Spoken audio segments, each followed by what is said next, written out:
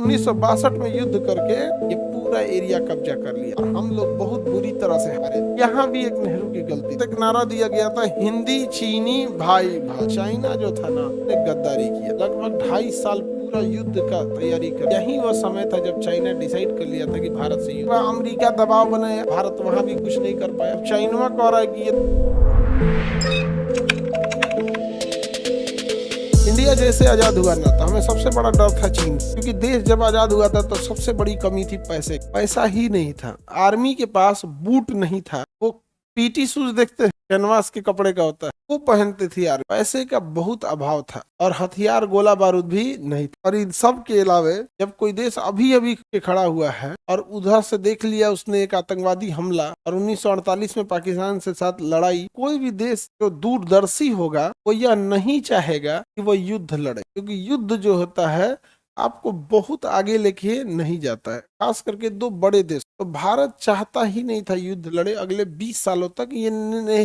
ये नीति गलत नहीं थी, लेकिन चाइना को एक बात पता था, अभी युद्ध कर लेंगे अभी भारत को रोक सकते हैं, आने वाले समय में भारत नहीं रुक। जवाहरलाल नेहरू का कहा था भाई 20 साल तक युद्ध नहीं लड़ना है। इन्होंने 20 सालों के लिए चाइना से एक समझौता हस्ताक्षर करने गए जिसका नाम रखा गया पंचशील समझौता। कौन सा समझौता? पंचशील समझौते में 5 बातें थी, लेकिन जो सबसे मेन बात थी वो यह थी कि हम एक दूसरे के साथ युद्ध नहीं करेंगे, हम एक दूसरे के साथ युद्ध नहीं करेंगे। समझ कि नहीं आ गया? तो क्या कहा गया? पंचशील। कौन सा समझौता? पंचशील समझौता। अब ये सबसे मुख्य बातें, हालांकि उसमें अन्य बातें भी थी। एक दूसरे के आंतरिक मामले में हम हस्तक्षेप नहीं करेंगे, कि चाइना के अंदर क्या हो रहा है ये भारत को कोई मतलब नहीं है, भारत के अंदर क्या हो रहा है ये चाइना को कोई मतलब नहीं है।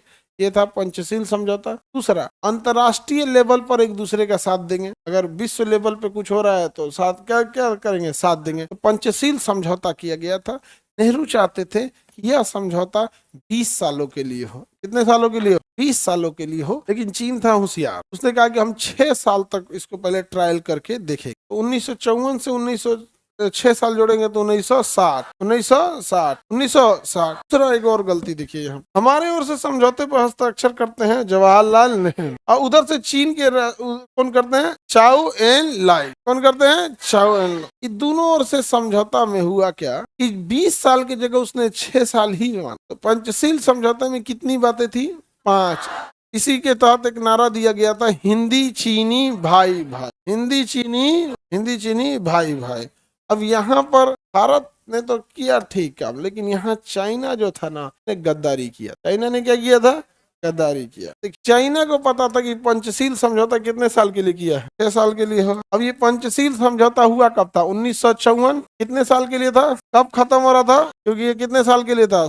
यहाँ एक देश था जिसका नाम था तिब्बत। इतना बड़ा देश था तिब्बत, बड़ा धार्मिक देश था, बौद्ध धर्म के लोग रहते थे और बहुत ही धार्मिक शांति से रहने वाला देश था तिब्बत। चाइना ने 1959 में तिब्बत पर आक्रमण कर दिया। अब ध्यान से देखिएगा कितना शातिर है। 1959 में तिब्बत पर आक्रमण कर दिया और पूरे तिब्बत को कब्जा कर लिया। पूरा तिब्बत को क्या कर लिया? कब्जा कर लिया। 1959 में कब्जा कर। अब बताइए, ये तिब्बत को कब्जा कर लिया। अब हुआ घनघोर बवाल, विश्व लेवल पे बवाल हुआ, ये गलत किया। भारत ने भी कहा गलत किया, तो चाइना पंचशील समझौता लाया, कहा है कि एक दूसरे के आंतरिक मामले में हस्तक्षेप नहीं करेंगे, हम लोग कर लिए, अब चुप रहिए भारत। के बाद अमेरिका दबाव बनाया, भारत से कहा कि आप पड़ोसी राज्य हैं, आप यूएनओ में मामला उठाइए। तो अंतर्राष्ट्रीय लेवल पे एक दूसरे को साथ देना था, पंचशील समझौते में लिखा हुआ था। भारत वहां भी कुछ नहीं कर पाया और पूरी तरह से तिब्बत पे कब्जा किसका हो गया? चाइना इतना बेरहमी से तिब्बत को किया। एक परिवार में 5 आदमी है ना, तो 5 को 5 कोना भेजा था। एक आदमी यहाँ रहेगा, एक आदमी इधर, एक आदमी इधर, एक आदमी इधर। अब ये कोई स्वतंत्रता की मांगे नहीं उठी, पूरी तरह तिब्बत को कब्जा कर। अब तिब्बत में धर्मगुरु रहते थे दलाई लामा। दलाई लामा किसी एक व्यक्ति का नाम नहीं है, जैसे टीचर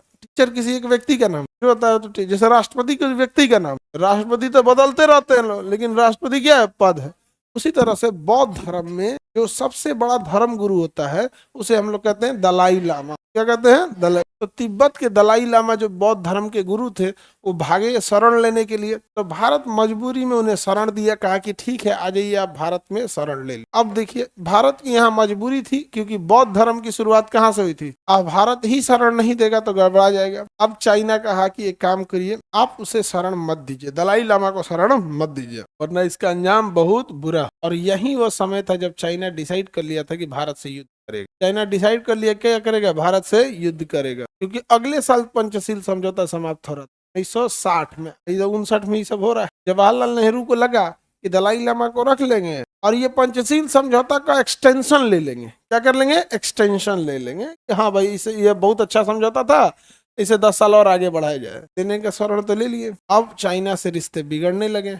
1960 में पंचशील समझौता समाप्त हो जाता है और चाइना जो है वो तिब्बत में अंदर तक प्रवेश कर गया है और भारत के बॉर्डर एरिया पे अपना हेविली मिलिट्री डिप्लॉयमेंट करना चालू कर देता है, मिलिट्री स्टेब्लिशमेंट बैठाने लगता है। ये खबरें आने लगती हैं। जवाहरलाल नेहरू 1960 जब पंचशील समझौता समाप्त होता है तो कहते हैं कि इसे बढ़ाने के लिए, तो चाइना कहता है कि अभी हम समीक्षा कर रहे हैं, अब दलाई लामा को जब तक वापस नहीं देंगे हम नहीं करेंगे। और दलाई लामा को वापस कैसे दे सकते थे? नेहरू का कहना था दलाई लामा हमारे पास एक धर्म गुरु होने के नाते आए हैं, भारत में शरण लिए हैं, न कि कोई राजनीतिक शरण दिए, क्योंकि बौद्ध धर्म भारत से ही चालू हुआ था। अब यहाँ चाइना युद्ध की तैयारी में था और 2 सालों तक युद्ध की तैयारी, 1960, 61 और 62, लगभग 2.5 साल पूरा युद्ध का तैयारी कर। अब चाइना उकसाने वाला काम करता था कि भारत कुछ करे कि युद्ध कर दे। अब आए दिन चीनी भारतीय सेना में सीमा में घुसते रहते। इसी बीच 1962 में जवाहरलाल नेहरू जब नेपाल गए थे तो चीन वाले 5 किलोमीटर अंदर घुस गए थे। तो नेपाल की मीडिया ने पूछा कि अरुणाचल प्रदेश में चीन 5 किलोमीटर अंदर घुस गया, आप क्या कहना चाहते? जवाहरलाल नेहरू ने कहा मैंने अपने सैनिकों को आदेश दिया कि कोई घुसपैठिया है उसको बाहर करो। अब चाइना कह रहा है कि ये तो युद्ध का ललकार है, युद्ध करो। कर दिया युद्ध, कर दिया चाइना 1962 में युद्ध, और 1962 में युद्ध करके ये पूरा एरिया कब्जा कर लिया, जिसे कहते हैं अक्साई चीन। अक्साई चीन, और ये अरुणाचल प्रदेश भी कब्जा कर लिया था, फिर वापस लौट गया। अरुणाचल प्रदेश कर लिया था कब्जा, फिर यहाँ से तवांग घाटी से वापस लौट गया, क्योंकि युद्ध बढ़ रहा था और हम लोग बहुत बुरी तरह से हारे थे। यहाँ भी एक नेहरू की गलती। उस समय में हमारी एयरफोर्स मजबूत, हमारी एयरफोर्स है, लेकिन ये कहने के लिए, डॉक्यूमेंट्री में कहने के लिए है। एयरफोर्स कितनी भी मजबूत रहेगी, उस समय एयरफोर्स इतनी ताकतवर थी ही नहीं। रात में तो एयरफोर्स उड़िए नहीं पा रही थी, तो मजबूत कौन सी है? इतना न मजबूत थी कि रात में उड़ान नहीं भर पा रही थी। लेकिन हाँ ये था कि इतना भी बुरा हाल नहीं, इतना भी बुरा हाल नहीं होता। यहाँ से हमारा पूरा का पूरा कब्जा हो। 1962 में साइनो, चाइना को क्या कहते हैं, Sino India war, Sino India war. तो यहाँ से साइनो इंडिया वॉर हुआ 62 में, और चाइना ने उसे कब्जा करके लेके चला गया। और आज भी यहाँ से बॉर्डर ऐसे है। तो इस बॉर्डर को हम लाइन ऑफ एक्चुअल कंट्रोल कहते हैं। तो चाइना के बॉर्डर को क्या कहते हैं, लाइन ऑफ एक्चुअल कंट्रोल। अब पाकिस्तान के इस बॉर्डर को line of control, line of control, line of control. ये हमारा कब्जा कर लिया किसने? चाइना ने कर दिया। चाइना ने क्या कर लिया? कब्जा कर लिया 1962 में। आज 10% कश्मीर का हिस्सा कौन ले गया? चाइना।